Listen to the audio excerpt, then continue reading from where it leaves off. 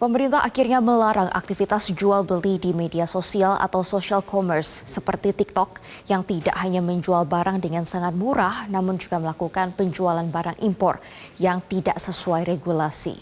Larangan ini tertuang dalam revisi Permendak nomor 50 tahun 2020 yang akan disahkan hari ini. Temanya mengenai pengaturan perdagangan elektronik, khususnya tadi kita bahas mengenai social commerce. Sudah disepakati besok bulan ini revisi Permendak 50 2020 akan kita tanda tangani. Ini sudah dibahas berbulan-bulan sama Pak Teten. Ini saya diundang Pak Teten terus di Pak Teten, juga dari Pak Budiari, Kominfo juga tadi, dan yang lain juga sudah. Yang pertama nanti isinya social commerce itu hanya boleh memfasilitasi promosi barang atau jasa. Promosi barang jasa. Tidak boleh transaksi langsung, bayar langsung, nggak boleh. Dia hanya boleh untuk promosi. Seperti TV ya. TV kan jualan boleh kan? Tapi TV kan jualan. Nggak bisa jualan. Nggak bisa terima uang kan? Nggak bisa. Jadi dia semacam platform digital gitu. Jadi tugasnya mempromosikan. Yang kedua, tidak ada sosial media dan ini nggak ada kaitannya. Jadi dia harus dipisah. Nah, sehingga tidak algoritmanya itu ya tidak semua dikuasai. Dan ini mencegah penggunaan data pribadi untuk kepentingan bisnis. Itu yang satu dan dua. Nah, kemudian kita juga nanti diatur yang boleh langsung produk-produknya dari luar nih. Kita sebut dulu negative list, sekarang kita sebut positive list. Yang boleh.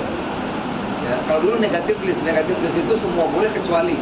Kalau sekarang yang boleh, yang lainnya tidak boleh diatur. Misalnya batik ini banyak kok, ya masa masih batik. Kira-kira seperti itu. Berikutnya yang barang dari luar itu harus sama perlakuannya dengan yang online yang dalam negeri. Ya kalau makanan ada sertifikat halal. Kalau beauty itu harus ada POM-nya gitu, ya kan? Kalau nggak ada jamin siapa? Harus ada izin ada izin POM-nya. Kemudian kalau dia elektronik ada standarnya bahwa ini betul barangnya gitu. Jadi perlakuan sama dengan yang ada di dalam negeri atau offline ya. Kemudian yang ketiga nggak boleh bertindak sebagai produsen. Yang terakhir transaksi kalau impor kita satu transaksi $100. Menteri Perdagangan sah menandatangani aturan baru yang melarang transaksi jual beli di media sosial.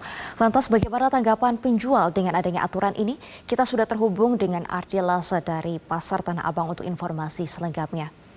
Ardi, bagaimana tanggapan para pedagang di sana dengan adanya aturan baru ini? Dan kalau kita lihat di Tanah Abang ini memang salah satu yang terdampak dari peralihan belanja masyarakat yang tadinya offline ke online. Nah, ini bagaimana tanggapannya Ardi?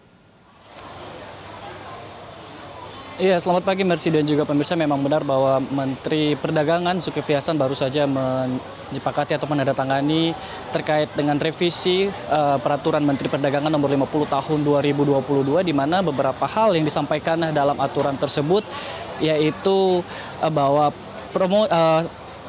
penjualan ataupun transaksi jual beli di sosial media tidak diizinkan lagi, melainkan sosial media hanya digunakan untuk aktivitas sosial media saja dan hanya diizinkan untuk promosi saja, namun tidak diizinkan untuk transaksi jual beli. Dan tentunya ini sangat berdampak bagi para penjual, tentunya di tempat saya berdiri saat ini yaitu di Pasar Tanah Abang di Blok A tempat saya berdiri saat ini, Mercy dan juga pemirsa, di mana sebelumnya dikatakan dengan adanya media sosial ataupun transaksi jual beli dengan menggunakan media sosial ini berdampak dengan sepinya Pasar Tanah Abang. Namun untuk memastikan langsung kita akan menanyakan kepada salah seorang penjual di sini. Halo Bang, selamat pagi. Ya, selamat pagi Bang. Iya, namanya siapa Bang? Randy Bang.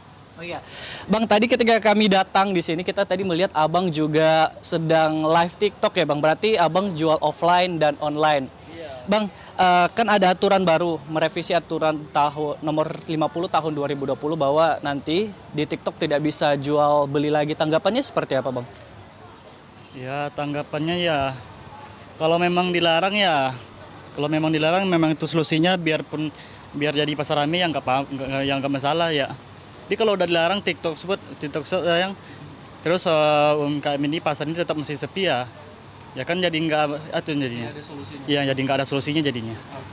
Bang, tapi selama dari pandangan abang-abang menggunakan dua ini offline dan online, selama menggunakan dua cara penjualan ini, Bang, selama ada online, apakah memang jumlah pembeli secara offline ini berkurang atau seperti apa, Bang? Ya justru ya kalau dilihat sifat kalau positifnya ya bertambah sih, bahwa dari segi pendapatan bertambah, tapi kalau pengunjung mah sepi, berkurang. Offline berkurang, Bang. Iya, tapi kalau pengunjung ke pasar jadi berkurang. Jadi orang sekarang senang belanja di rumah gitu kan. Tapi kalau menurut pendapatan ya, menurut dari habis pas bulan puasa kemarin juga gede omsetnya, dapat penghasilan. Tapi kalau pengunjung ke pasar kurang jadinya. Bang, kalau kita bandingkan ini online dan offline, tinggian mana pendapatannya, Bang? Kalau saya waktu itu pas bulan puasa ya sampai sekarang alhamdulillah sih tinggian dapatan online gitu ya. Kalau online waktu itu saya bulan puasa, waktu itu sekali nge-live 1 jam dapat 500 paket gitu. Dalam omset dalam sebulan 1,5 miliar. Kalau dibandingkan dengan offline? Kalau offline ya kalau bulan puasa kemarin emang jauh turunnya, Bang, kalau pengunjungnya ya. Tiap tahun lah jauh turunnya. Kalau bulan puasa kemarin dalam satu toko satu hari 30 jutaan. Iya biasanya tuh bisa tembus 90. Kalau tiap tahun tuh anjlok banget, apalagi tahun kemarin ini. Tahun kemarin tuh bulan puasa kemarin tuh anjlok banget itu turunnya. Bang, terakhir terkait dengan aturan ini mungkin bisa diberitahukan kepada masyarakat, apakah dari penjual sendiri apakah setuju ini online ditiadakan atau seperti apa? Ya kalau menurut saya sih kurang setuju juga sih ya. Soalnya kalau di online ini orang juga banyak masyarakat yang terbantu gitu ya. Tapi kan tiap orang kan beda-beda ya. Tiap orang beda-beda, ada yang nggak setuju sama online, ada yang enak udah lama belanja di online gitu kan. Ya tapi yang bikin itu kan produk impor dari Cina itu, yang itu tuh. Produk luar dari itu kan. Produk luar yang bikin hancur pasar di produk lokal di Indonesia ini kan. Itu sebenarnya tuh. Iya, tapi sebenarnya enak juga belanja di online gitu kan. Jadi orang-orang yang biasanya nggak punya modal kan bisa lewat HP doang kan bisa jadi modal gitu jadinya tuh. Bisa berkembang ya gitu. Oke, Bang, terima kasih banyak informasinya. Selamat bekerja kembali, Bang. Iya, merci dan juga pemirsa, memang sebelumnya ketika kami menanyakan beberapa orang di Pasar Tanah Abang ini ada berbagai macam tanggapan terkait dengan aturan ini. Ada yang setuju dan juga ada yang tidak setuju.